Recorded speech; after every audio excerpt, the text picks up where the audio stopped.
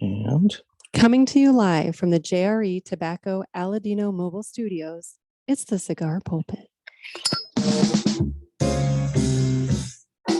hello, everybody, and welcome to another sermon from the Cigar Pulpit. I'm the Bishop of the Burn, Nick, and with me today, we have a special guest. We have Greg Free.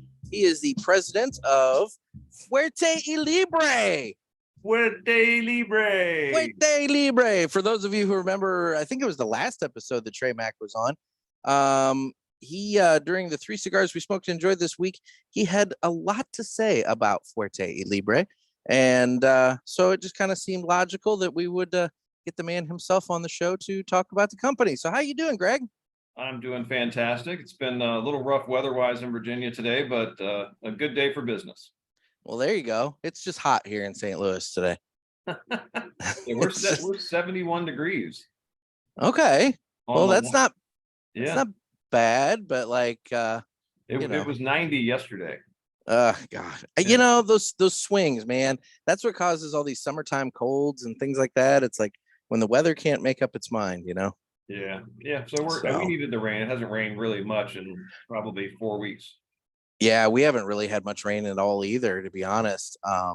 It's that way, feast or famine, I suppose. So, because I think it was last July here in St. Louis that we had a rainstorm that dumped so much rain. It was like a 1 in 1,000-year rain or something like that. I mean, it was flooding neighborhoods, and you see cars rolling down the street in the floodwaters and stuff. I mean, it was crazy, but it popped up out of nowhere. So I don't know. I'll take nothing to that, you know. Yeah, that sounds biblical. Exactly. And the water spots in the bathroom ceiling are still there. So my landlord needs to get on that. Anyway, so let's talk about Fuerte Y Libre.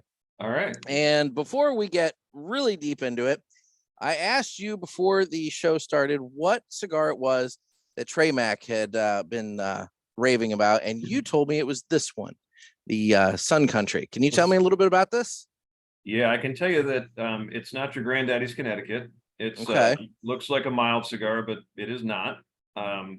It's a solid medium, and it's a medium plus in the Corona, which I think is the size that you have. So when we originally released it, we released it in a Toro, which was a 52 by 6, and that's a solid medium. When I wanted to come out with a Corona, and really just have a shorter cigar to smoke, less time. I thought that blend would work really well in a Corona, so we tested it in a couple different ring gauges, like a 42, a 43, a 44. And the 44 is kind of where the blend spoke the loudest to me, but it's stronger than the Toro, just by a little bit. So if you smoke the Toro and the Corona side by side, you're going to notice a little more meat in the smaller ring gauge, which is counter to the normal wrapper logic, where a smaller ring gauge wrapper has more influence. In this case, it's a mild wrapper, so you would think it would pare it down. But the problem with that blend, which I don't think is a problem at all, it's actually a great thing about the blend, is there's double Ligero in the core, and then there's a Mexican San Andres wrapper leaf blended into the remaining Dominican filler. Oh, wow. Okay. Yeah, so when you pare the size down, what you lose is, and we pared down the Ligero a little bit, but what you lose is the space for Dominican filler, which is inherently mild. So you've still got your San Andres wrapper leaf in there. You still got your double Ligero in there, which is really a misnomer. It's not quite double. But it's still a little bit stronger. And, the factory wanted to pare it down to make it match up with the Toro. But I thought it was kind of a really cool thing for consumers and retailers to be able to experience, just what happens in that kind of a blend when you have a significant ring gauge change. Okay. Well, I look forward to firing it up. And so I'm going to go ahead and get my cigar prepped. And it means it's time to cut the cigar. And the official cutting is brought to you by Dan the Man Ponder over there at Riverman Cigar Company. And guys, it's summertime. He's got all kinds of great cigars in the humidor. And so if you don't want to sit outside underneath that 1,500 square foot covered patio out front, you can always go in back and, chill out in the lounge and watch whatever games going on. Cardinals aren't really doing that great right now. So, maybe something else. It will be better on TV than that. But all things being equal, you can always swing by Riverman Cigar Company and find some awesome cigars from a variety of different brands. And if you're not in the St. Louis area, but you still want to support a brick and mortar, Dan does do mail orders. So you can just give him a call, place your order, and he'll get a box of cigars or singles or accessories or whatever it is you need shipped out to you right away. So it's Riverman Cigar Company of Crestwood, Missouri. And with that, it's time to go ahead and cut the cigar. Did I have schmuckus? I did not. Okay. I've been driving today, Greg, and sometimes I have the Calibri SV. I don't know if you know, the straight cut and the V cut, combo.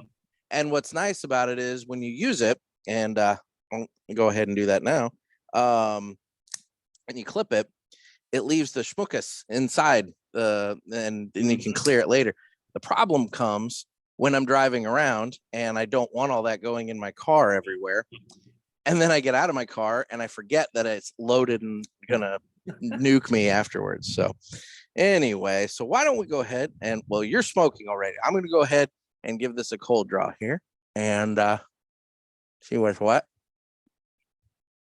And right off the bat, it's very earthy. It's a very earthy cigar. And, with it being a Connecticut wrapper, Connecticut, shade wrapper. So, right off the bat, my initial thought would have been, okay, I would be getting kind of a creamy, kind of a nutty kind of component to it. And, but man, the earthiness of that cigar really comes through like right away on the cold draw.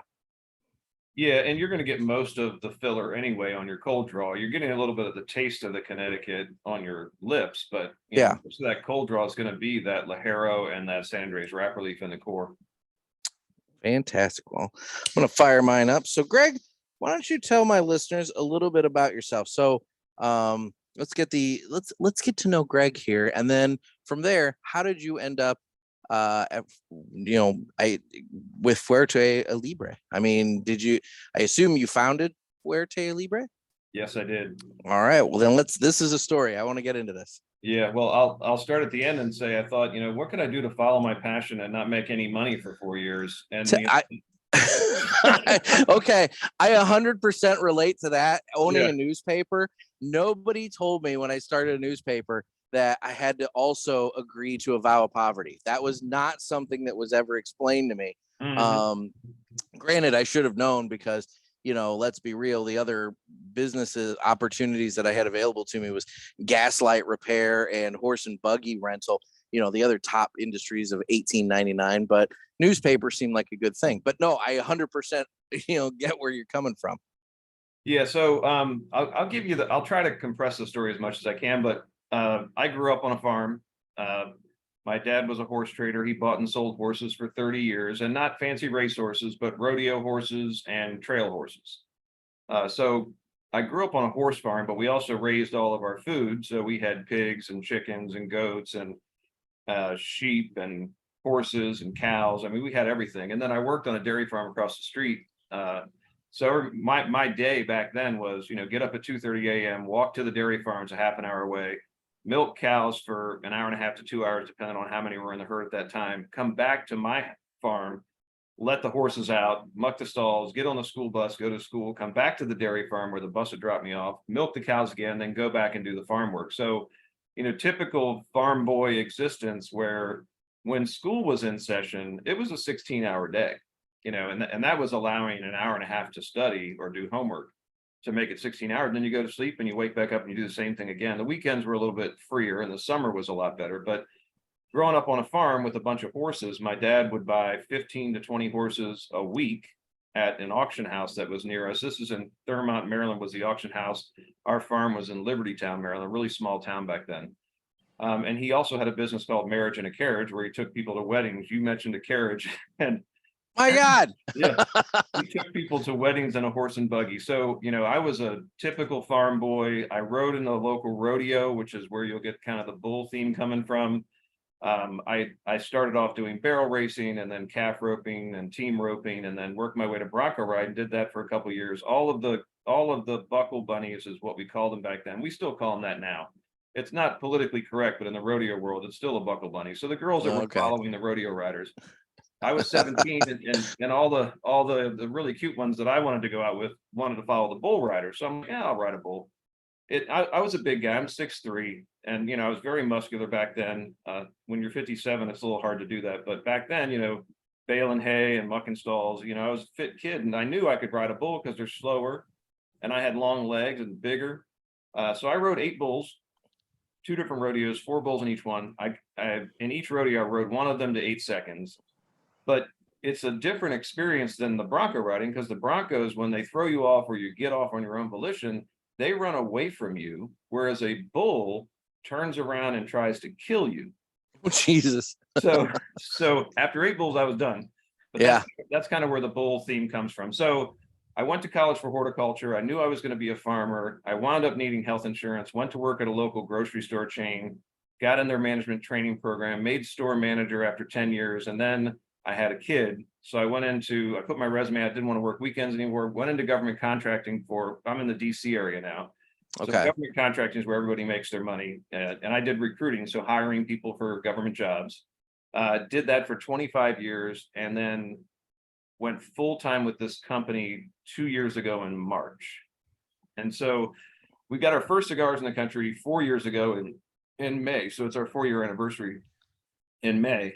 But I wound up working 2 years longer in my full-time job because COVID hit in the middle of that. And it was just, so our growth pattern's been a little bit slower than your typical 4-year growth pattern, but we're actually ahead of where we thought we would be in terms of our business plan. We're almost profitable. So we're like really, it's knocking at the door.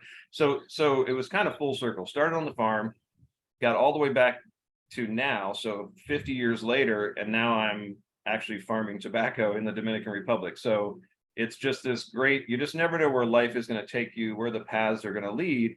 But it was ultimately my passion for cigars. I knew a whole lot about smoking cigars. I still only know about 40% of what I think I need to know to be a brand owner, but it's a very cordial industry. 95% of the people in this business are willing to help you. They'll answer any question you have. My problem in the very beginning was I didn't know what questions to ask, and they didn't know what I didn't know. So I'm probably known as the guy that questions everybody he sees, just because I'm constantly just trying to figure out, to fill in the gaps, and when we go to the DR, we visit a different factory other than ours every time we're there, just to see, like, how are they doing things? How could we improve our process? How could we make it a little bit better? Again, just my dad is, I guess, inspired me to never assume I knew everything.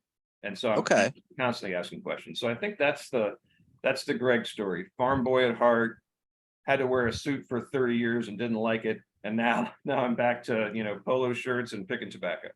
You and Justo have a lot in common, it sounds like, over there at Aladino, because he did the corporate thing, and then now he's back doing the farming with Julio and doing Aladino. So there you go. So we have synergy. So I'm in the Aladino podcast now, so I figured I'd light up an Aladino to start. And this is my favorite Aladino. It's really a hearty cigar. The Corojo Reserva, the Corojo Reserva. It's a little tiny thing, but man, it'll beat you up. It will indeed. So I have a couple different paths that I want to go down here.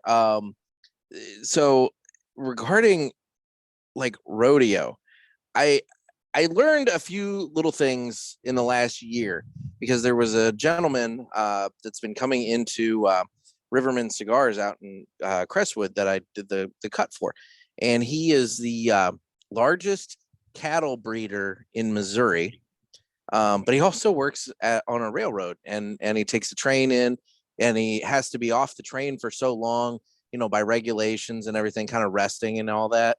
And so what he'll do is he'll just come to Riverman and sit there in the lounge and smoke cigars for a good number of hours, go to the hotel, get some sleep, and then get back on the train. And so he's talked about his rodeo, stuff, because he's involved with, he has a lot of bulls and whatnot in the rodeos, and he's starting to get into the horses. But I didn't realize that the animals make money as well as the riders. Yeah, it's a lot like the singer-songwriter business. It's the songwriters that make more money than the singers. So that's why the most successful or the richest musicians are the ones that write their own songs. So you've got the classic old country stars that wrote all their own songs. They wound up with a hell of a lot more money. And same thing in rodeo. You know, when we were buying and selling rodeo horses, and I was riding in the rodeo on our horses, we could actually make money by letting other people ride our horses. So yeah, there's a lot of money to be made. And even in the bull business, I mean, those bulls Yeah. are making a lot of money for the owners. Well, yeah, I mean, not only just in the rodeo business, but then, so a funny story also attached to that specific cigar shop. There's a gentleman who I will leave nameless, but he got into a business of selling bull semen. Yeah. And he was very successful at it for a hot minute. The problem is he didn't understand that you had to keep it cold. He didn't. Well, yeah, exactly. But he didn't understand he had to keep it cold. He figured it's warm in the bull. It comes out warm. Why do you have to refrigerate it, and keep it at a certain So he's selling this bull semen at, room temperature or whatever. And, obviously it didn't work. And so everybody that he sold it to sued the hell out of him, and he lost a lot of money. And to the day he died, he never understood why bull semen had to be cold. Yeah, so we froze ours in liquid nitrogen. Okay. And it was kept in vials and liquid nitrogen. So I didn't do a lot on that side of the business, but when I was young, it's probably for the best. Yeah. When I was young, though, it was the kid with the longest, skinniest arms that actually did the artificial insemination. So you put on a plastic sleeve all the way up to your shoulder, and you've got dexterous fingers, and you stick your whole arm up inside of a cow with a tube that's got the syringe on the outside, and then you feel around to where you want to deposit the semen, and then you press the plunger, and then you come out. So I was really good at that. I was damn near an expert at inseminating cows. There you go. All right. There's a little personal story. We are learning stuff about Greg here today. Now, before we get into more about the cigars, I do want to point out the Sun Country here. The actual smoking experience, like you said, it's not a light cigar. It's you're right, a medium so far, just in the very beginning here. It's got some good body to it, but I did do a retrohale, and I want it for the record for all of my listeners that I did not hack up a lung, but I was damn close, because the retrohale on this thing has a kick. Yeah, it's got a little bit of meat in there. That's where the spice on this thing comes into play, is on the retrohale. Yeah. And you'll get that cigar is relatively consistent once you get past the first inch. So that first inch, I pick up a lot of that Connecticut grassiness. Mm-hmm. Really just the first half inch, but there's also a little bit of pepper in that wrapper. So we use that same wrapper on the Avalanche, which is our supposed mild cigar. And that cigar has a little bit of pepper through the whole thing because the core doesn't hide it. Okay. This one, the pepper's in the wrapper. So you'll get a little more pepper in the beginning.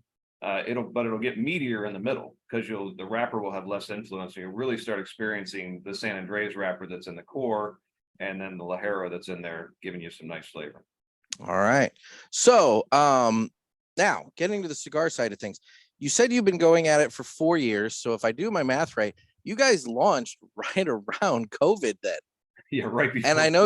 And I know you said that kind of like messed with your kind of business track a little bit, but I mean, how difficult was that? Like when did you launch in 2020?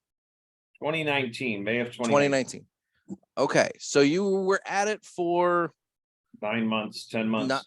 I would say about 10 months, right before the world decided to shut down. Mm-hmm. I mean, you're 10 months in on this thing. You've invested time, you've invested money. What are you thinking when that goes down? Well, I mean, I was very fortunate that I had a full-time job at that time. Yeah, because when shops shut down, they went to curbside service. No one's going to call the shop and say, "Get me some of those Fuerte Y Libre cigars. I've heard about them," because no one had heard about them. Mm-hmm. So I couldn't get in new shops. I couldn't visit customers. So I kept that full-time job, which is in the end, that it was great, because this business has cost more money than I thought it would.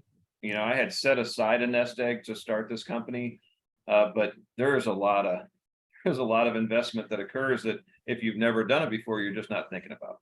I don't know who said it. It's been attributed to a couple different people, but I've heard it bunch of different places, which is that if you want to make $1 million in the cigar industry, start with 2. Yeah.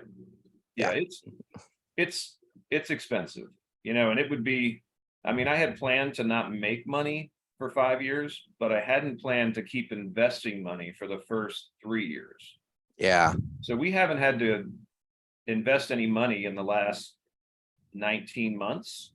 Cash flow has been covering my travel. It's been covering my trademark lawsuit that I was in the middle of for 8 months. It's been covering. Oh no. Yeah. It's been covering all those expenses. But if I didn't have some of those unexpected expenses, I probably would be profitable at this point. Or at least paying back the loans that I made to the corporation. Yeah. No, recouping your initial investments. I got you. So then, okay, let's talk about then the growth then. So COVID happens, you kind of have to adjust on the fly. And how have you gotten the word out about Fuerte Libre? How have you found retailers when you're talking to retailers, and that sort of thing? How many stores have you gotten into? So we're in 80 stores today. Okay. We'll be at PCA. It'll be our first big convention or conference. I expect to pick up 15 to 20 stores. And I've heard from talking to other people that started companies or cigar companies specifically, that it's about the 100 store mark where profitability starts to become a thing, and also brand awareness becomes a thing. So, yeah. And I made some missteps. Honestly, I thought if I sent, someone a sampler I'd never been to their store, that I could call them in 2 weeks. If they liked them, they'd buy cigars. It turns out that this is much more of a relationship business than I thought. 100%. Even though I got into smoking cigars because of the relationships, I didn't understand that connection. So shops hold all the power, but they also hold all the value for a new brand like my own. So, I count on the brick and mortars taking a chance on me in the beginning, and even now still, because 80 stores, we're not a big guy, we're a little boutique brand. Yeah. It takes people with a vision and a love for boutiques to take a chance on someone like me. And especially when you're brand new, they probably talk to a lot of people that have a brand for a year and a half, because a lot of people get into it and they think, I'm going to do this forever. And it just doesn't work out for them for whatever reason. So I think shops get a little gun shy about the new guys. And I was talking to someone the other day who said that it's interesting, when you get to the 4-year mark, you've got customers saying, oh, have you ever tried this new brand, Fuerte Libre? But it turns out Fuerte Libre has been around for 4 years. So now the vision in the consumer side is that I'm brand new, but it's because finally I'm starting to get that recognition. Yeah. Well, Dave Garofalo, who owns Two Guys Smoke Shop up in New Hampshire, he always says that it takes 10 years to be an overnight success. So there you go. If you're getting people talking about you at 4, that's really great. So it's nice. So then breaking in, doing all this, what have been the best and surprising things that you've encountered with this industry, but also what have been some of the bigger challenges that you've had to overcome? The surprising thing, the good and the bad. Yeah. So the surprising thing is how cordial the industry is overall. And I can reference a couple people specifically. Sam Lucia with Lucia Tobacco, who started the nub with Oliva, was answered any questions I had in the very beginning. And I've known him. We're not friends, but I've known him for probably 12 years. I met him at an event in 2010, so I guess 13 years. Omar DeFrias, who owns Fratello, is a Virginia-based company, so I could ask him anything and he would give me the answers. I sat down with Eric Espinosa at an event, and this is a great example of how this industry is, because he's the epitome of being cordial. He was doing an event exclusive release at Fine Ash in Phoenix, and I went there to meet a bunch of people that I knew from a Facebook group, and they were there doing a big herb. So I went there. He was releasing a cigar. He sat down at my table, didn't know who I was. I knew who he was, of course. I'm a little starstruck, like a giddy little teenager talking to Eric Espinosa, thinking, oh, this is the coolest thing ever. Yeah. And I went to pull a cigar out of my travel herb, And he said, "What are you smoking?" I go, "It's my cigar." And he said, "Well, no shit, you just pulled it out of your box." And I said, "No, I own a brand." And he goes, "Really?" He goes, "You know, what can I help you with? You know, I want to give you my number. I want to do anything I can do." So I said, "Well, if you'd smoke 2 of my cigars and let me know what you think, that would be the biggest help in the world." So he smoked the Sun Country first, and he smoked it at his release event while he's selling his cigars. So that tells you a little bit about this industry and how people are. Yeah. But he answered questions, and not just him, but other people too, all the way down to dollars and cents. What are you paying for your tobacco by the pound? What are you paying per stick for rolling? What are your box prices? And he would freely give that information as well and let me know where I might be a little off. So, and that's just how the industry is. You know, That's super helpful information. And you would think that that would be very proprietary and they'd be keeping it under their hat. You would think, right? But I've had multiple brand owners have that conversation about stick price, what factory you're in, what you're paying for tobacco, where you're getting it from, you know, who you're dealing with in Ecuador, all of those things that and I was in government contracting for a long time, working for real big companies, and that's stuff that you never share. But in this industry, you do. So that's the positive thing. There's 2 negative things in this industry. One is the federal government. And it's not that it's not the rules that they have, it's the fact that their rules are ever changing. And the threat of the constant sword of Damocles over the head. Yep. And then the other issue with my trademark. So it's kind of, that was unexpected. I didn't think that was going to happen. I spent 8 months. My name was important to me. I got a very expensive lesson in trademark law.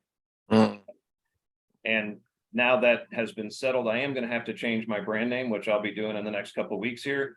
So that was a negative, you know, having to go through that process. I mean, in the end, business is business. I don't hold any ill will towards, it was Fuente that opposed my trademark.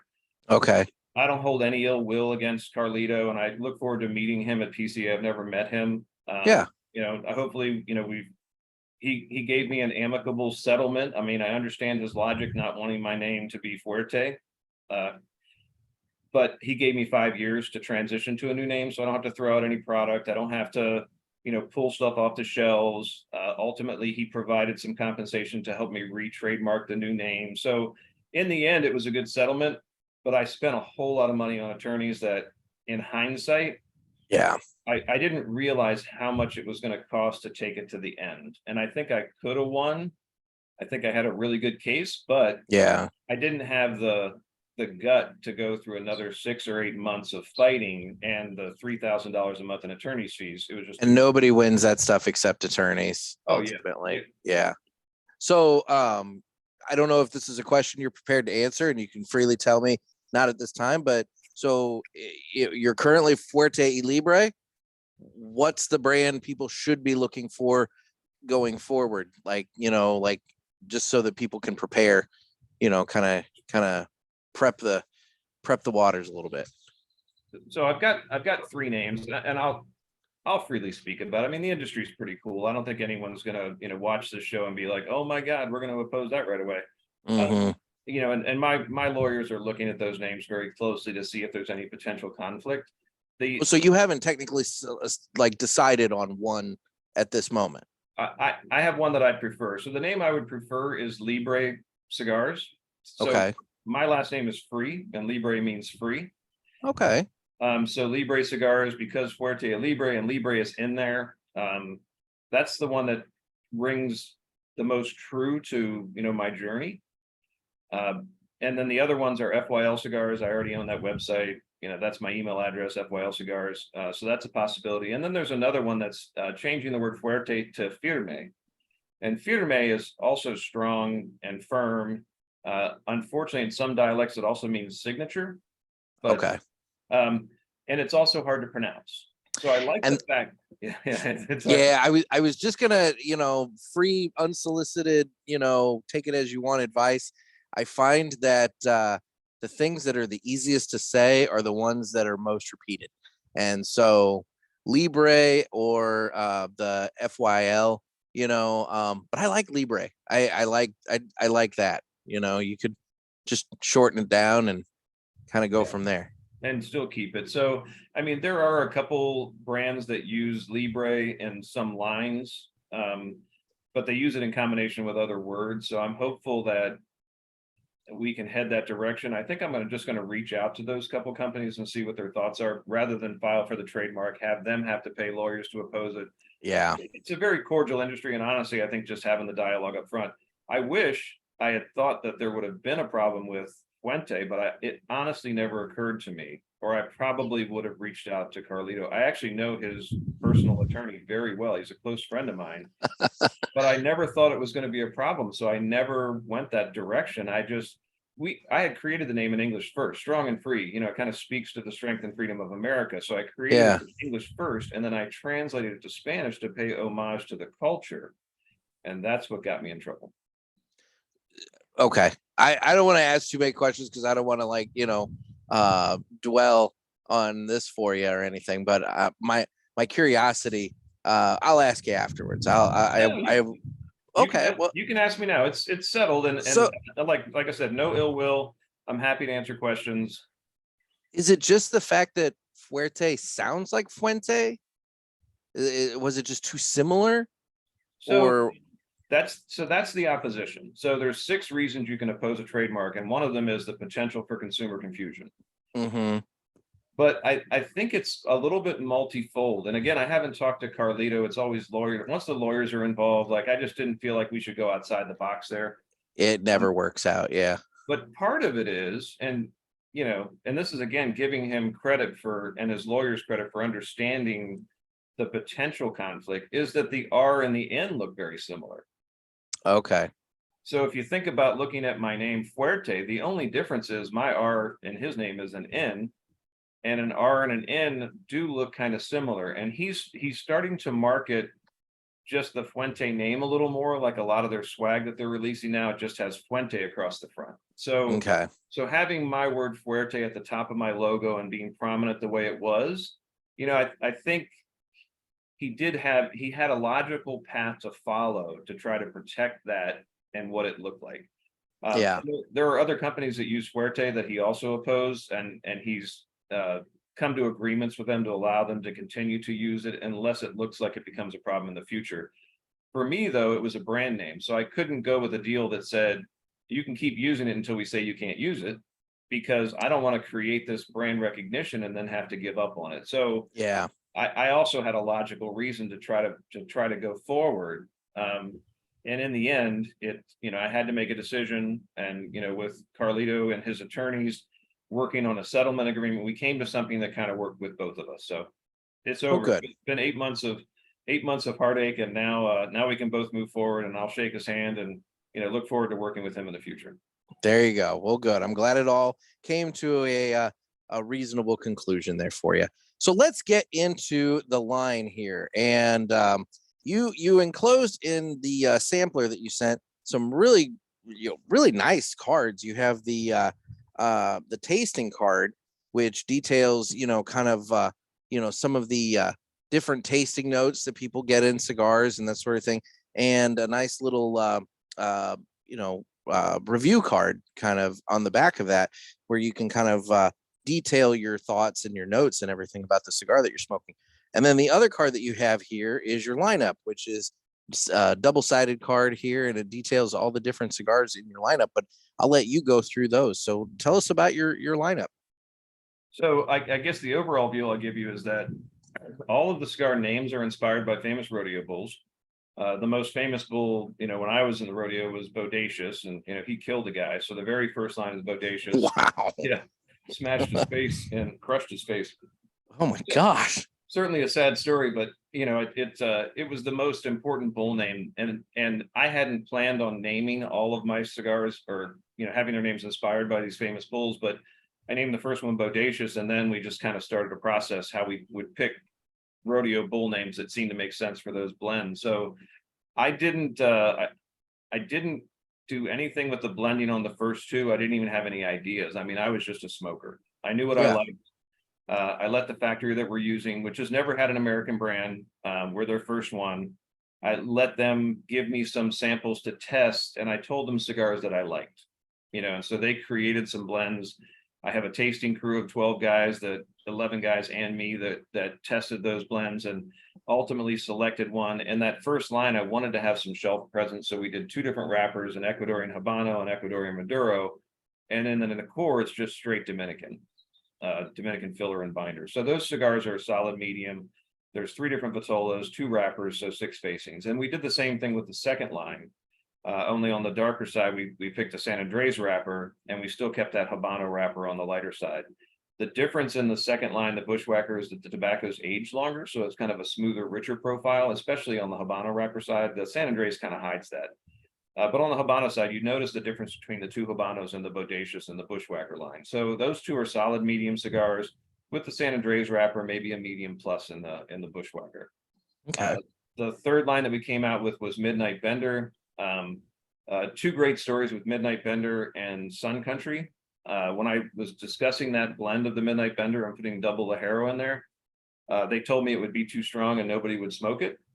They also said a few choice words about me in Spanish, but I understand more Spanish than I speak. So I knew when they were calling me an idiot and said I would be in business in 6 months. But I also knew the American market, and I knew I liked strong cigars. And Yes. that Midnight Bender is not a full-bodied cigar. It's a medium full at best. There's no harshness to it. There's a great retro. There's no burn. It's a great cigar. So I went through that process with them on that. Now, and then the Sun Country was the next line, and I'm sitting at lunch describing what I'd like to do, because we've been testing tobacco all day, and I'm like, I want to take this Ligero, I want to put double Ligero, and we had bought a bunch of San Andres wrapper leaf, but you can't use it all for wrappers. A lot of people will use it in binders, but it doesn't burn very well. So I was like, what do we use the blemished San Andres leaves for? And I wanted to put it in the filler to give me some meat under a Connecticut wrapper. I wanted a Connecticut wrapper in the lineup, but I didn't want to go true mild because I just can't smoke them. So I was describing the blend to them. They had a sidebar, and we're at lunch at Camp David, which is this great restaurant kind of resort that overlooks the whole city of Santiago. And after I described it to them, they had a little sidebar, and they said all the same things. You know, I'm an idiot. He's going to be out of business. He doesn't know what he's doing. But they added that it was blasphemous to put a full body core in a mild wrapper, because, again, typical Dominican factory where, you know, their cigars are very Dominican. They're very mild, and it's just not what you would do. Yeah. Mild wrapper means mild cigar. So they added that to it. And at the end, I had a conversation, and I said, I hear what you're saying. And of course they get big eyes like, oh, he understands us. They keep forgetting. And I said, but listen, you guys love baseball. And you know how when you're out just practicing and you're on the field and it's a blue sky, and then all of a sudden off in the distance, you hear thunder. And then you see a bolt of lightning, but there's still no clouds to be seen. And that's kind of what I want the cigar to be. I want it to be a surprise, unexpected. Beautiful day, all of a sudden you get hit with thunder and lightning. And so they still weren't convinced, went back to the rolling table. The very first one I rolled, which was very unique, I loved it. Like, usually it's you're changing ratios, you're trying to get it right. But the first one, I did the bunching. I'm still not good at wrapping cigars. I can't put a wrapper on to save my life. It's too artistic, but I can bunch tobacco all day long. And I liked it. I said, make a couple hundred of them. I'll take them back. We test everything in a 6x50, which is probably unusual. Most people test in a Corona, but 6x50 is what we've done from the beginning. So I brought him back. I said, I want to come out with this in a 52x6, a little bit larger ring gauge. They still weren't convinced. And that cigar to this day is still our best seller. Wow. And now when I go back to the factory, on the floor, all the guys on the rolling tables are smoking the Sun Country. They love it. They're like, it's just a great freaking cigar. So you knew what you were doing. Yeah, so that's the fourth line. And then the fifth line was our second anniversary stick, the Second Wind. It's a box press. And it's double Ligero in the core as well, Dominican filler and binder, Ecuadorian Habano wrapper. And we didn't set out to make a box press, but one of the things we do after we have a blend is we test different vitolas just to see where the blend works the best. Mm-hmm. And that blend worked really well in a box press. So we came out with a Robusto and a Toro in that one. And then the most recent release in September was the Avalanche, which was a 2-year process to come up with a mild cigar that I would enjoy. And so it's really not truly mild, but it's got some flavor to it. Okay. Well, perfect. And then for folks that are interested in trying your cigars, do you have a store locator on your website, or where can folks find out where they can get Fuerte? Excuse me, I'm choking up. Fuerte Y Libre Cigars. Don't start crying on me. No. I just like little. So yeah, so there is a retail store locator. Okay. I initially started trying. I didn't want to be pegged as an East Coast brand, so I've got stores kind of all over the country, but they're spread out. 80 stores across the country as big as the U.S. They're everywhere, right? Yeah. But there are a couple stores that are designated on the website as having a web presence. Okay. One of them is Underground in Fort Worth, Texas, a nice low tax state. And then also in Virginia, my home shops are Tobaccology, so they have a website as well. So those are probably the two easiest ones. You don't have to talk to anybody, you just pop on their website, order cigars, you're good to go. If there's not one close to you. No, that's great. And that's two online retailers that are brick and mortars. So for those of you out there who maybe are a little hesitant to go with the online guys and you want to support a brick and mortar, that's two brick and mortar options that you have to try these cigars. Exactly. Yeah. And that's the thing. I mean, I don't have any intention. I don't think anyone has any intention of going to one of the big catalog shops. Yeah. I want to support my brick and mortar shops. I don't sell my cigars retail because I don't want to compete with them. And everyone that's given me a chance, I just won't forget that. Fantastic. Well, and that's important because it goes back to, what you were saying about it being a relationship industry. The shop owners pay attention when these brands go online or maybe start forgetting those that brought them to the dance while they're chasing the shinier object up the way, that kind of thing. So no, that's really good to hear. So I'm smoking the hell out of this thing. It's a very good cigar. Like you said, at about the medium or midway point, the intensity, the boldness of the cigar is picked up. And it's been really great. I have done a couple of different retrohales, and the strength on the retrohale continues for those of you who like to see me cough and whatnot. I have been muting myself. I don't know. I assume it's doing it. I've been muting myself though, because I do have some wind coming through here, and I don't want that to pick up on the mic and, screw with the Zoom audio and everything. But the reason I bring that up is that the burn line on this thing is like razor tight, and that's with sitting in a wind tunnel. So I'm very impressed with the construction of this cigar. It's been a nice little smokestack. The draw on it's really, really great. And I've been really, really impressed with the Sun Country. Yeah, and that's a testament to the factory. I picked a really small factory with purpose. I wanted to have more influence, and I wanted to grow with somebody. My dad taught me in business, you want to find partners that are your peers. You don't want to be a small fish in a big pond. And, I took that lesson to heart. I don't do business with anyone I haven't met. Whenever I go to the DR, which is 3 times a year, I visit the box factory. I visit the printing company that does our bands. I go to the farm, pick tobacco. I work every position. I want everyone to know that I'm personally invested, that this really is a passion. It's not just some rich American guy that wanted to start a cigar brand, because I'm far from that. Yeah, no, that's fantastic. One other quick question about the lineup. What is kind of like MSRP on these cigars? So for the first time in 4 years, we raised our prices on June the 1st. And depending on your state, because obviously OTP plays a role. Our cigar, the Corona, is probably the least expensive cigar at about $8.50 or $9. The most expensive cigar we have is a Midnight Bender Gordo, and that's going to run around $14, depending on your state's OTP tax. So very reasonable for a Dominican cigar.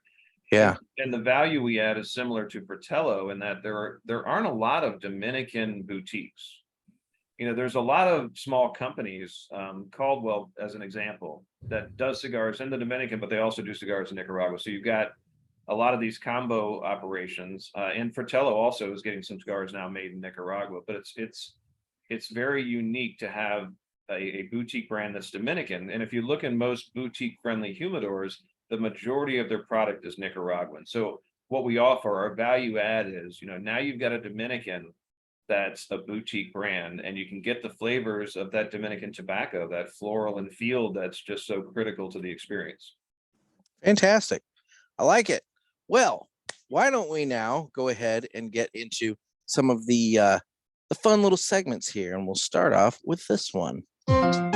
We all need to live united, but one must go. Brought to you by United Cigars, makers of La Diana Havana, Abuelo, Red Anchor, Firecracker, and of course, United Cigars. Distributors of Jose Dominguez, Garofalo, Montosa, and Terra Nova, and the highly acclaimed Atabey, Byron, and Bandolero.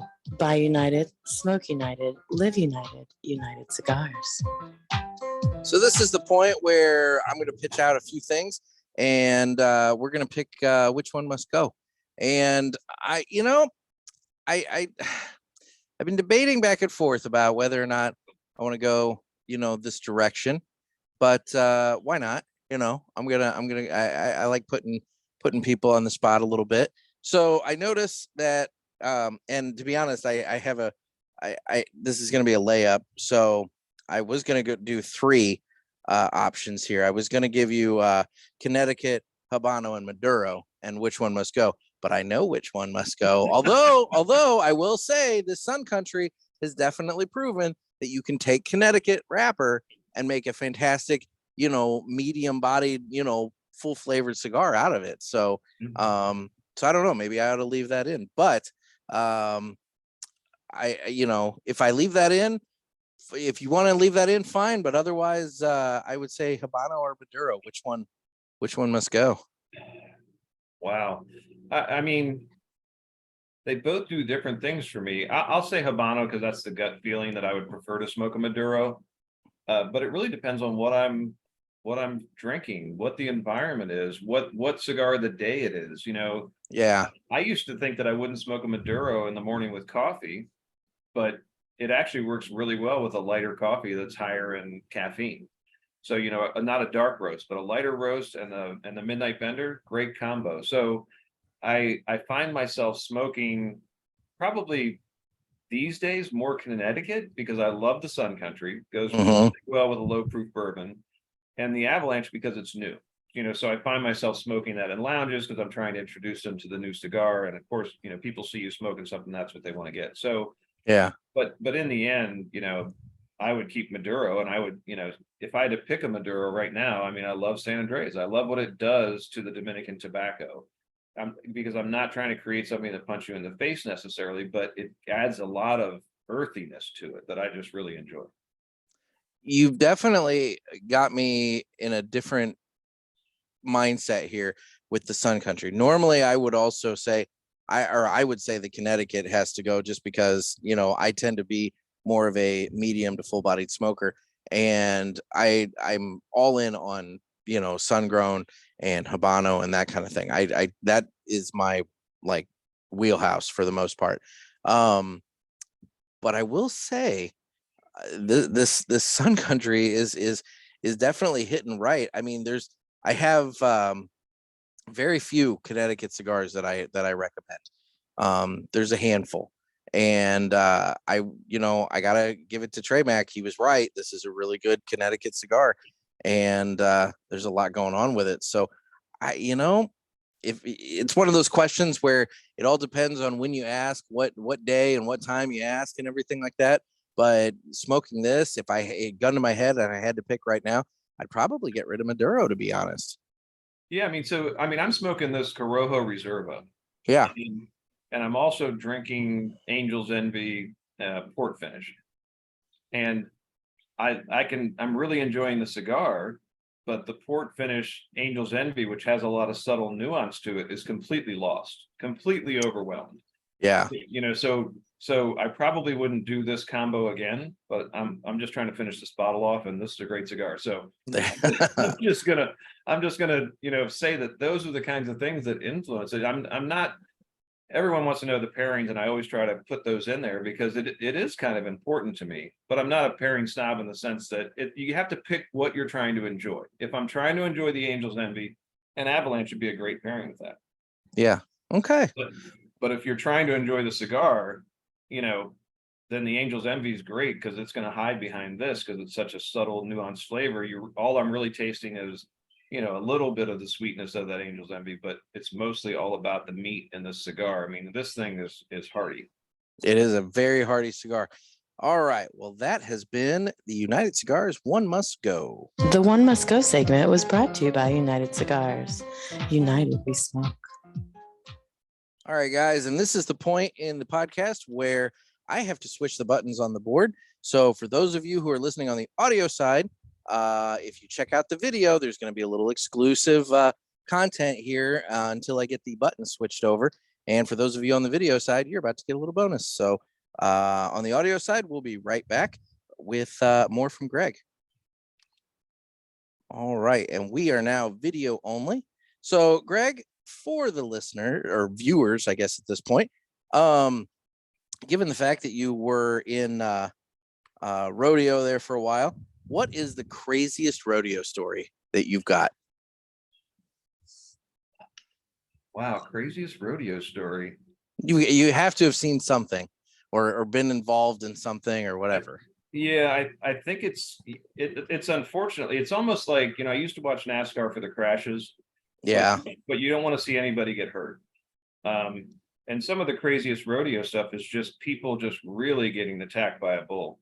It just really brings it home that this is not an easy business to be in, the rodeo business. And back then, remember, this is 30 years ago when I was 17. Well, no, 40 years ago when I was 17, we didn't have Kevlar vests and hard hats and face shields. We were riding bulls in a flannel shirt and a cowboy hat, and the cowboy hat was gone as soon as the chute opened. So, I mean, when you get thrown off a bull and you get thrown into a fence or you get thrown on the ground, the bull comes back. I've seen some guys really hurt bad back then because they didn't have anything to protect them from, and they weren't shaving off the bull's horn tips either. This is old school. So when someone got a horn, I mean, you got gored, gash, and they got opened up. So probably the craziest stories are just seeing someone get really tore up. But when you're riding bulls, or even if you're just riding broncos at that rodeo, and you see someone get hurt, it just really, your heart just drops. I mean, because these people are doing it for the love of the sport, and to see someone get hurt, it's like watching your son play football and he takes a bad hit. Like, those are the things that they're the craziest, but you just pray. You're just suddenly, God becomes your best friend. You're praying that person's okay. All right, then. That's probably the craziest. I mean, I saw a lot of bull riders go home with 3 girls, but that's a whole other thing. That's a whole different thing. All right. Well, we will go back to the audio now. And we are back with Greg Free of Fuerte Y Libre. And boy, I almost did a really bad Freudian slip there if you caught that. Anyway, too much other talk. Anyway, so why don't we now get into the Villiger Cigars Entertainment Report? And it's on me. I got to make something. I need a fancy little drop for that. But Villiger Cigars, guys, they have been big overseas for a long time, and they've been breaking into the U.S. market with their quality cigars. And, if you haven't tried them, I don't know what you're waiting for. They have a store locator on their website. They've got some really great cigars that are going to be premiering at PCA. The Villiger de Nicaragua that came out earlier this year, fantastic cigar. And I'm a big fan of the La Libertad. So do my friend Renee a solid and look up where you can get Villiger cigars and get some, because you're going to like them. So, Greg, this is the point in the show where we discuss basically entertainment stuff. People, my listeners, like recommendations, because you know how it is. You're sitting out on your patio, maybe you've got your iPad or something like that. You're watching something on one of the streaming services, TV, movies, whatever. If there's a particular podcast that you've been listening to that's caught your attention, or something, or a book you've read that you think is interesting, it's just an opportunity for us to give some recommendations to the listeners. So, you got anything that's been entertaining you here lately? So I've got a couple of interesting movies that I've referred to a couple of friends that wanted to know what I was smoking when I watched them and really enjoyed them. Yeah. Those 2 movies are Midsommar. It's a movie about a cult that's in Northern Europe. I can't remember if it's Norway or Sweden. Famous director that's won a lot of world movie awards. I don't know what category they're in, but Midsommar is it's a movie that has so many Easter eggs hidden in it that you have to watch it twice. Okay. But it's a little disturbing. So Okay. great. It's about 2.5 hours long. It'll race by. It happens all so fast. The beginning's a little bit slow as they're developing characters, and then it just takes off. But it's got some. It's not a horror movie, but it's got some cultish stuff in it. Another one that's similar is Parasite, which is a Korean director that also has done some amazing stuff. And Parasite is about. It's not about a disease. It's about the people that support the rich people in South Korea. And I guess the word parasite is a reference to them feeding off of the money that the rich people can provide. And that's also got some crazy twists in it. Did that win an Oscar? I think it did. I feel like that may have won like Best Picture or something, like a fairly big Academy Award. Yeah. So yeah, Parasite's a pretty cool one. And The Glass Onion, I watched I love that. Yeah, Knives Out, Glass Onion. That was yes. That was just a lot of fun. So those are probably the 3 movies. I have a couple different friend groups, and I'm lucky enough to have a cigar lounge in my house. So one friend group and I have been rewatching Boardwalk Empire. And love that show. Yeah, then the other friend group was rewatching Sopranos. Okay, so The Sopranos is without a doubt my top favorite show of all time. I feel like the writing on that show is just spectacular. The acting on that show is spectacular. I mean, I hate Livia, his mother. I hate Janice, the sister. But the fact that I have a visceral hatred of both of those characters just goes to show how great of a job both those actresses did in their roles. And, seasons 1, 2, and 3, and the latter half of season 6 is probably the best TV I think that's been put out. 4, 5, and the first half of 6. Not quite as strong as those other seasons, but still, I would rank it higher than any other show that I've seen.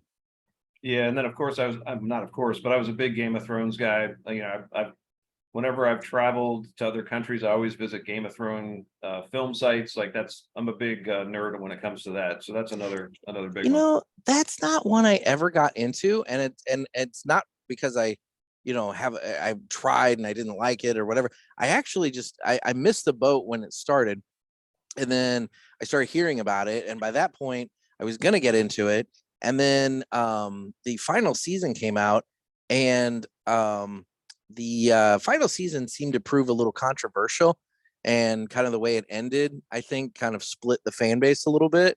And I tend to, when a show ends when it doesn't completely stick the landing, it kind of makes me not hesitant, but I'm not quite as quick to get to it. Like, I've never watched Dexter, for example, because I've heard how horribly that show ended. And it's kind of one of those, well, why do I want to invest all this time if it ends poorly? That kind of thing. Yeah. And then recently I finished watching The Man in the High Castle.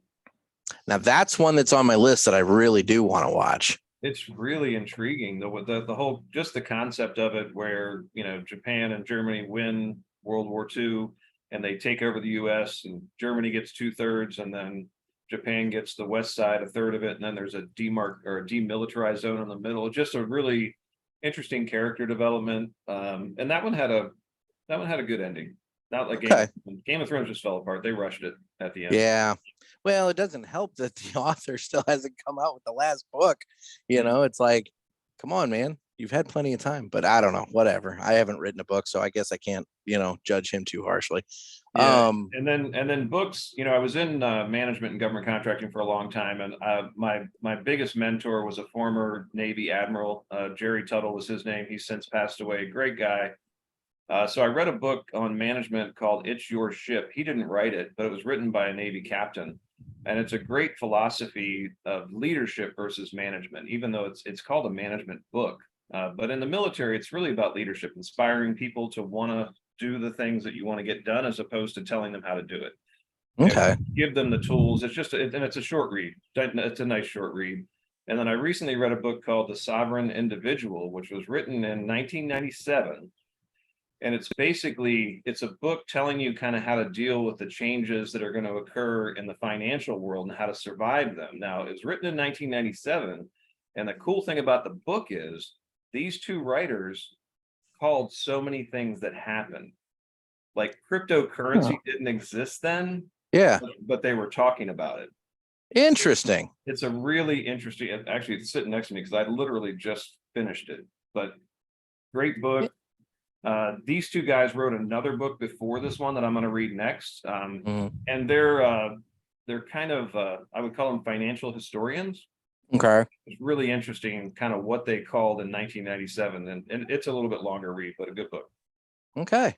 I just recently finished the final season of Succession on HBO. I haven't seen it. I've heard that's good. Have you seen any of it or No, none of it. Okay. So I think they stuck the landing. I was happy with the last episode. The final season, I feel like there were some definite peaks and valleys. But the last episode I thought was really solid. And to be honest, the first 3 seasons were really, really good. I mean, it's one of those shows where when I first started watching it, the first few episodes, I had to really drag my way through them. Not because they were boring, but because all the characters were so just reprehensible and unlikable. And, you're watching this and you're like, I don't want to root for any of these people. They're all just horrible people. And after a while, though, you kind of get sucked into that drama. And before long, you're, marathoning the show and burning through it. So, and then favorites kind of pop up and whatever. But no, I did like the ending of Succession. I'm getting ready to start the second season of The Righteous Gemstones because the third season of that just started on Sunday. And I don't know if you've watched any of that at all. Yep. The first season is just phenomenal. I love that show so much. He's a brilliant writer and actor. I mean, he wrote that, but also Eastbound and Down he wrote. Yes. Starting that was amazing. Yep. I'm watching Yellowstone, and I think I'm going to be disappointed with the second half of the last season, but I've been watching all the offshoots of that, and that show's pretty impressive. Okay, that's one that's on my list that I haven't gotten to. I hear good things about. I guess there's some drama going on right now between Taylor Sheridan and Kevin Costner. So I don't know. I don't really know how that's going to impact the show, but yeah, Kevin Costner's out, and what's that actor's name? The guy that does the Lincoln commercials. Matthew McConaughey. Yeah, he's going to be doing an offshoot as the follow-up to Yellowstone. Yeah, so okay. So Costner's out because he got one of the people in the production crew pregnant. And that's also why he's getting a divorce. So I think he declared that he was going to leave the show, I think, to try to save the marriage. But I think, after the whole pregnancy, that's kind of over. Yeah, that tends to tank things pretty quick. Yeah. It's and then it's another thing when you got to pay child support. Yeah, no shit, man. It's like you don't want a second family. Yeah. And then movie wise, I haven't really had much time, although I did. I'm a bit of a nerd, and so I did go and see the Flash movie. It was what I expected. I'll leave it at that. It was for those nerds in my audience, if you haven't seen it yet, wait for streaming. It wasn't anything to pay movie theater price for. And book wise, I haven't really read anything super recently. I take that back. I reread a book very recently, very short book.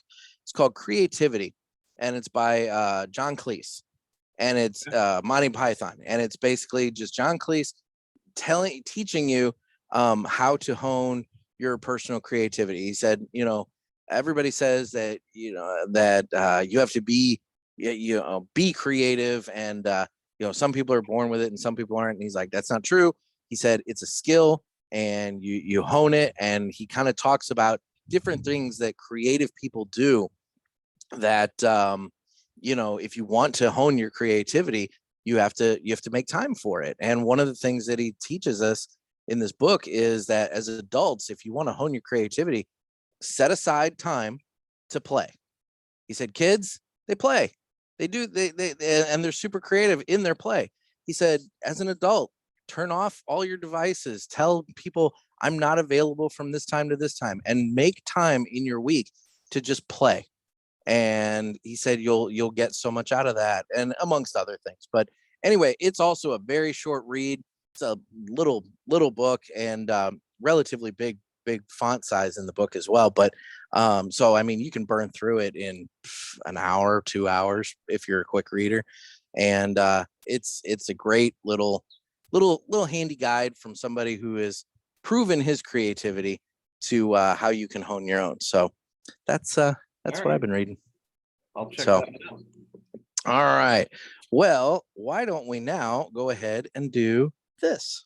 Guess what, motherfucker? It's time for 3 cigars we smoked and enjoyed this week. And I believe this is the segment where Trey Mac brought up Fuerte Y Libre. Mm-hmm. Yep. Well, I just really enjoyed that Aladino Corojo Reserva. All right. I enjoyed the Leaf by Oscar in the Sumatra wrapper. Okay. It wasn't quite a Lancero. I guess it was maybe a Lonsdale, but it was a skinnier Lonsdale. And Okay. I smoked that last night, and I really enjoy that Leaf by Oscar. And it used to just be the fact that it's wrapped in a leaf and it's kind of cool. And I'd always take the leaf off and fold it into a coaster and use it. And I just thought, I'm the bee's knees. This was years ago before I had a brand, but those cigars are just really well made. Just They really are. cigars. And then probably my most memorable cigar, and it's because my son and I were sitting here in my lounge, and I had gotten a box of these, and it's called the 12 Honest Men by Crowned Heads. Okay. It's a Lancero, and 12 of them come in a box. And I was sitting here and smoked the first 2. My son smoked one, I smoked one. And I had on a Pandora station that was actually Zach Brown Band radio, but I had put a couple other artists to tie in with it. And a song came on that I had never heard, or if I had heard it, I never remembered it. And I think it's called Cocaine by old country singer, Johnny Cash. Okay. And in that song, he talks about, because Jericho Hill is the line, he talks about being on Jericho Hill and trying to find 12 honest men to try him for this trial. And the song came on while we're smoking 12 Honest Men. So now whenever my son and I get together, and I love a good Lancero, I would love to be able to create one. I've been trying to work on it for years, haven't come out with one that's going to make sense. But I like a Lancero. I like the wrapper influence. I like just the burn style of it and the flavors. And so, yeah, 12 Honest Men by Crowned Heads. I think they're very hard to find. So I probably shouldn't have mentioned that one. I mean, hey, you found it, you smoked it, you liked it. That's what matters. Mm-hmm. My first one is one I was able to sneak away briefly while my son took a nap on Saturday after we spent some time at the pool, and I got to sit outside and I fired up a Perdomo 20th anniversary sun grown. It's one of those things where when I don't have much time and I know I can get a cigar in, I tend to default to one that I know well, because I know it's one I don't want to start one that I want to think about or concentrate on. I just want that smoke, Mm-hmm. and that's just one of those cigars that I go to fairly regularly. The second one that I want to mention is one that is a new one to me that I did try and I really enjoyed, and that is the Allegiance from EP Carrillo.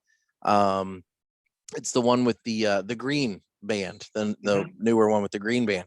And while I really did enjoy it, I do think I like the Pledge a little more.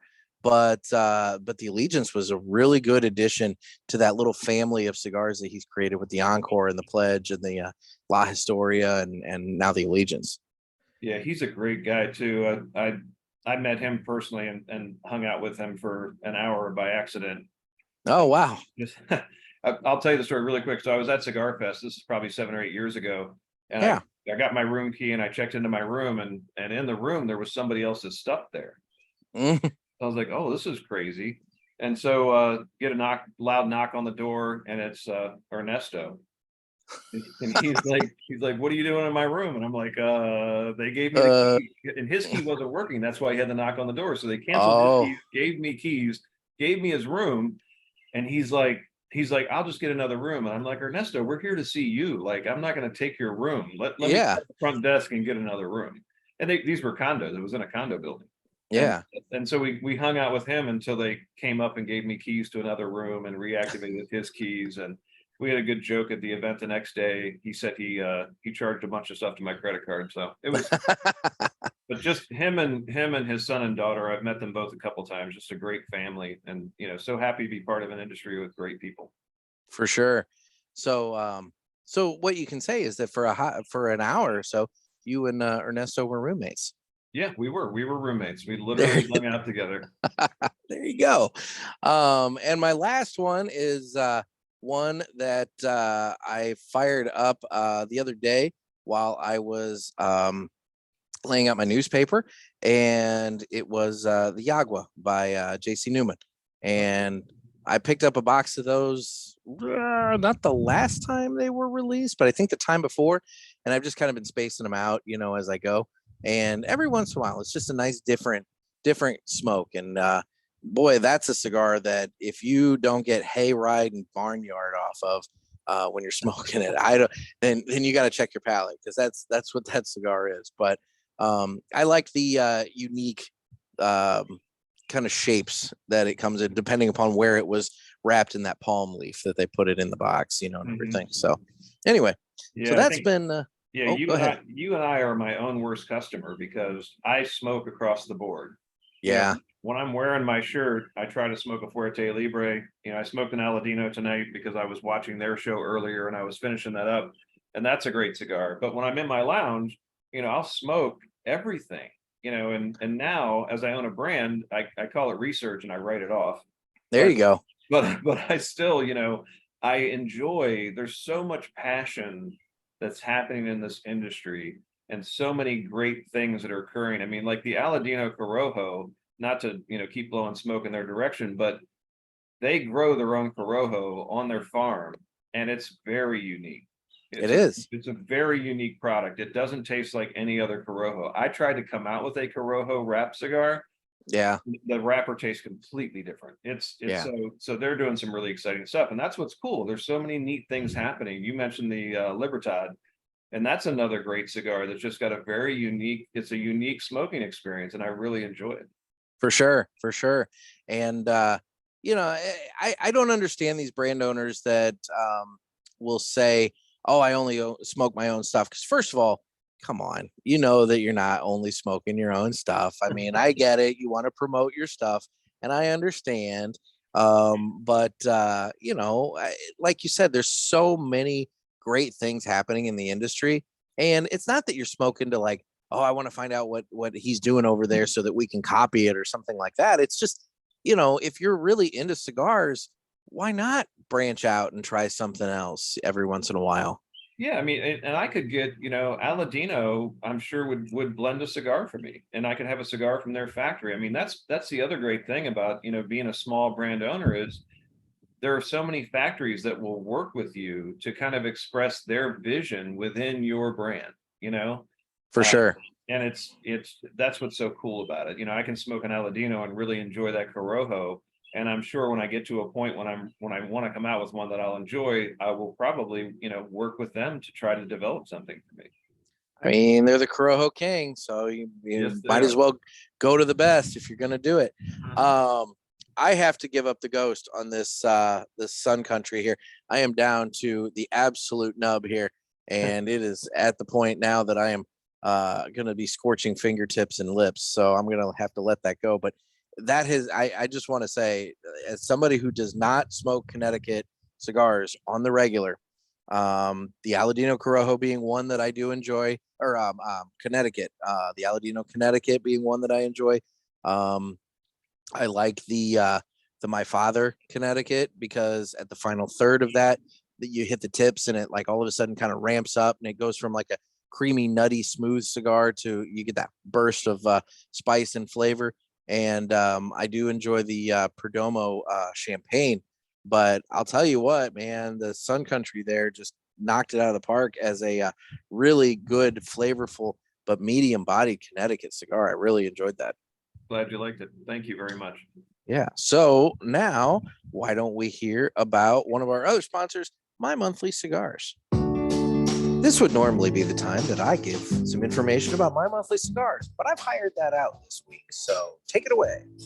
My Monthly Cigars is a premium cigar subscription service. It comes in a variety of different size boxes at affordable prices. Use offer code PULPIT and get free shipping on your first box and 20% off any items in the online store at mymonthlycigars.com. That's offer code Pulpit. Thanks.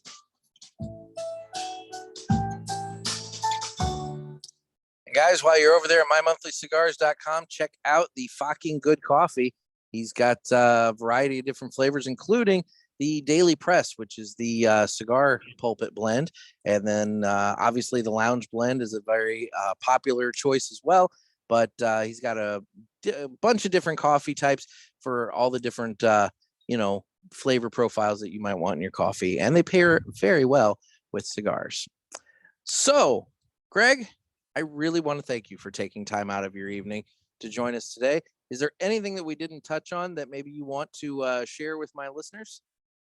The only thing I'd like to, there's two things I'd like to share. One, there's a paddle behind me that says the Crawl on over here. The Crawl. Oh, there it is. Yeah. So I was at an event called the Crawl, which I'd never been to before. It's been going on for, I think, 23 years, maybe 24 years in Pittsburgh.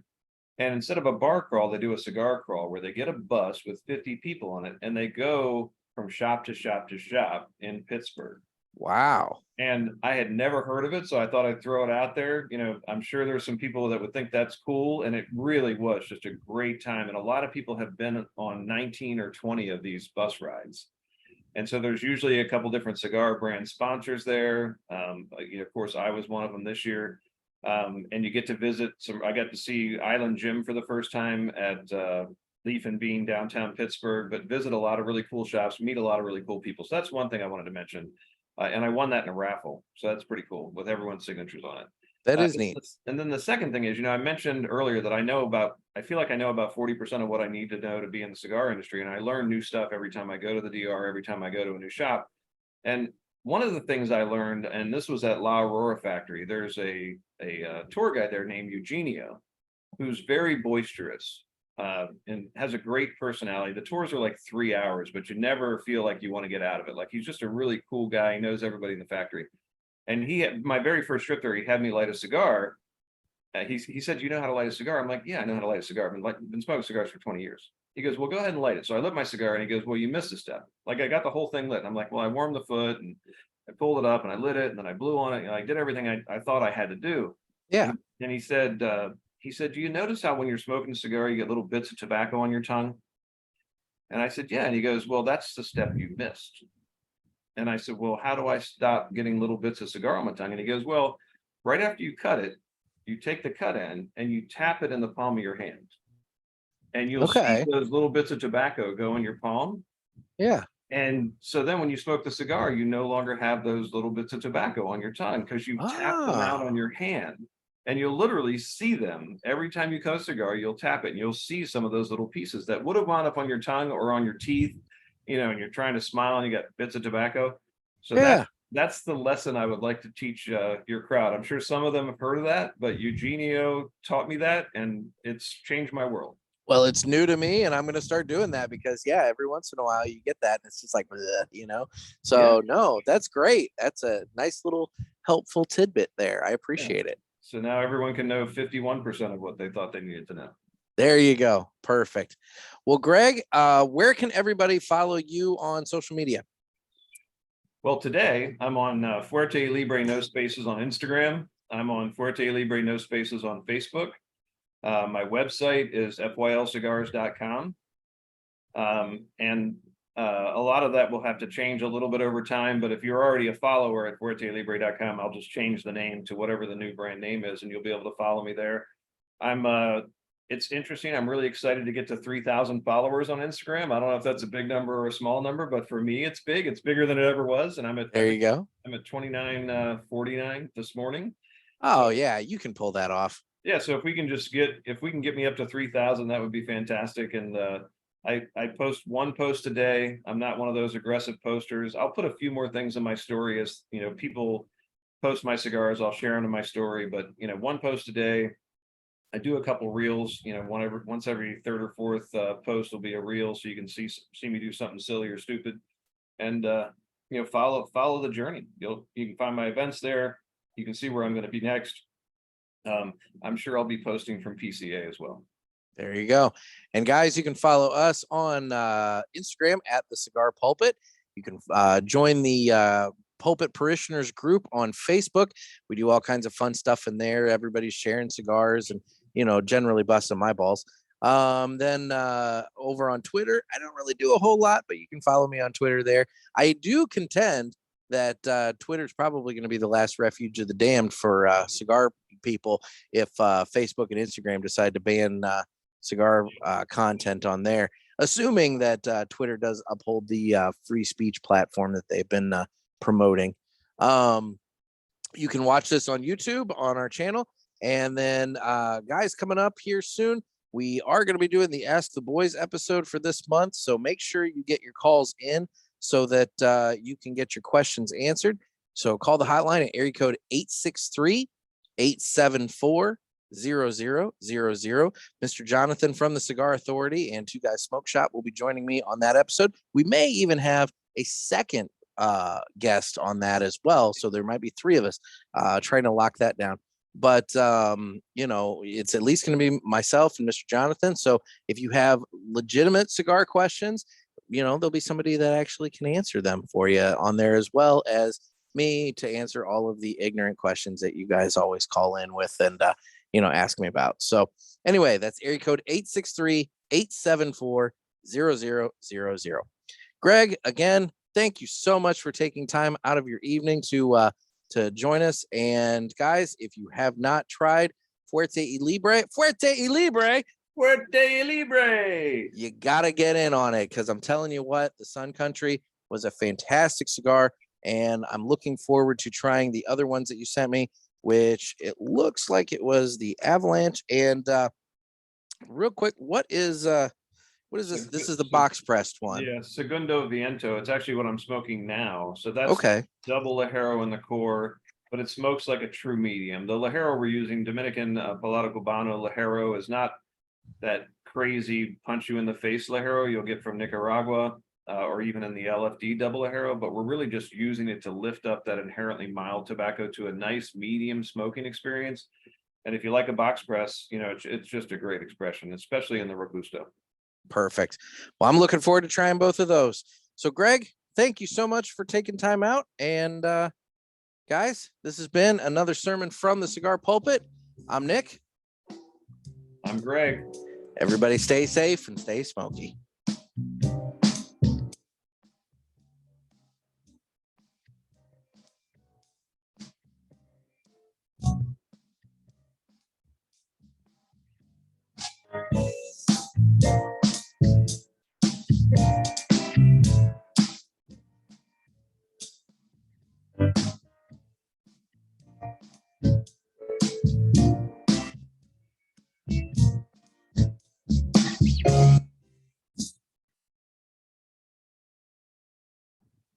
All righty. We'll stop that.